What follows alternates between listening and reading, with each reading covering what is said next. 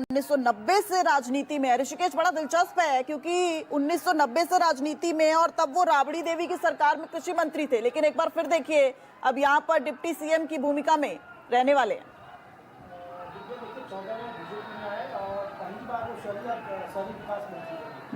और फिर देखिए कि 24 में वो डिप्टी सीएम बन गए।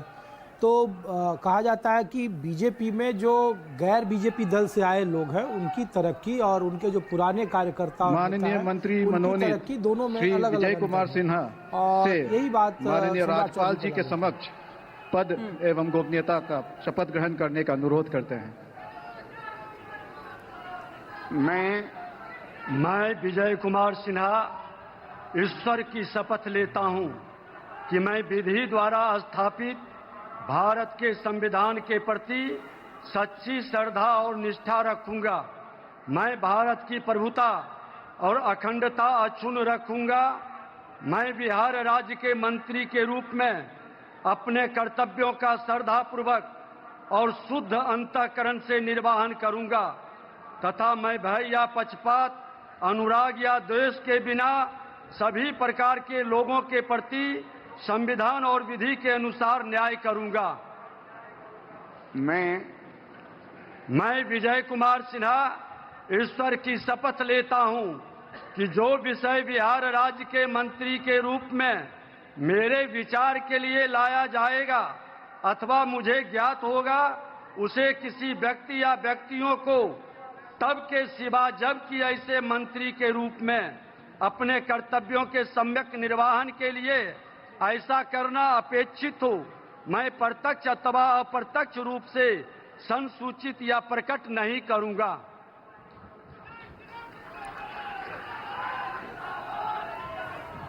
जी तो ये विजय सिन्हा है और डिप्टी सीएम बने हैं। लखीसराय से वो भारतीय जनता पार्टी के विधायक चुनकर आए हैं, दूसरी बार डिप्टी सीएम बने हैं और ऐसा इकलौता बिहार राज्य है जहां पे भारतीय जनता पार्टी ने जो प्रयोग अन्य राज्यों में किया वहां ये प्रयोग नहीं कर पाए। लगातार डिप्टी सीएम बदलने का रिवाज रहा था, लेकिन इस बार दोनों ही सम्राट चौधरी और विजय सिन्हा दोनों ही डिप्टी सीएम पर फिर एक बार काबिज हुए हैं। काफ़ी तेज तर्रार नेता माने जाते हैं। मुंगेर जहां से ललन सिंह की कॉन्स्टिट्यूंसी है, लोकसभा के सांसद हैं, उन्हीं के क्षेत्र से आते हैं। हालांकि बीजेपी में और जेडीयू के बीच में, दोनों के बीच में अदावत काफी ज्यादा रही। दिव्या और ललन सिंह को मंच से कहना पड़ा कि दोनों साथ थे और रहेंगे। विजय कुमार चौधरी, श्री विजेंद्र प्रसाद यादव, श्री श्रवण कुमार, श्री मंगल पांडे, डॉक्टर दिलीप जायसवाल, श्री अशोक चौधरी से माननीय राज्यपाल जी के समक्ष पद एवं गोपनीयता का शपथ ग्रहण करने का अनुरोध करते हैं। मैं मंगल पांडे, डॉक्टर दिलीप कुमार जायसवाल ईश्वर का शपथ लेता हूँ। मैं विधि द्वारा स्थापित भारत के संविधान के प्रति सच्ची श्रद्धा और निष्ठा रखूंगा। मैं भारत की प्रभुता और अखंडता रखूंगा।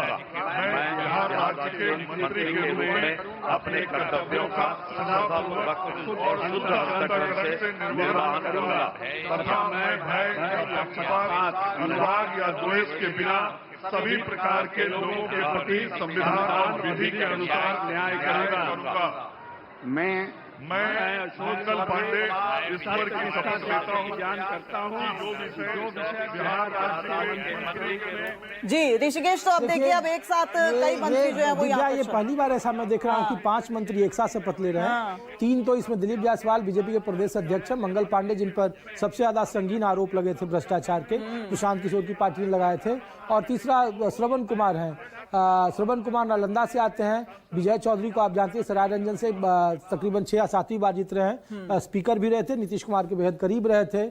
और बगल में विजेंद्र यादव हैं, सबसे पुराने वो मंत्री भी हैं, विधायक भी हैं, सबसे बुजुर्ग भी हैं। 90 में वो पहली बार चुनाव जीते और उसके बाद से लगातार वो सुपौल से जीतते ही आ रहे हैं, चाहे दल कोई भी हो उनके मुकाबले आज तक वो चुनावी हार नहीं सामना करना पड़ा है।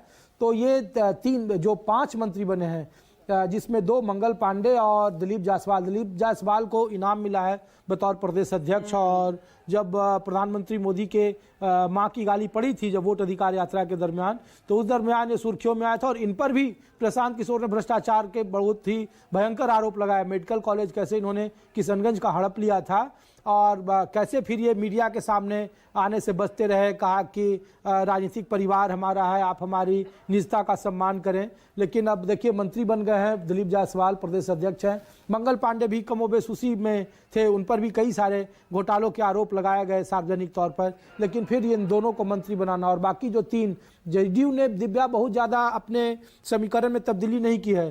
श्रवण कुमार कुर्मी जाति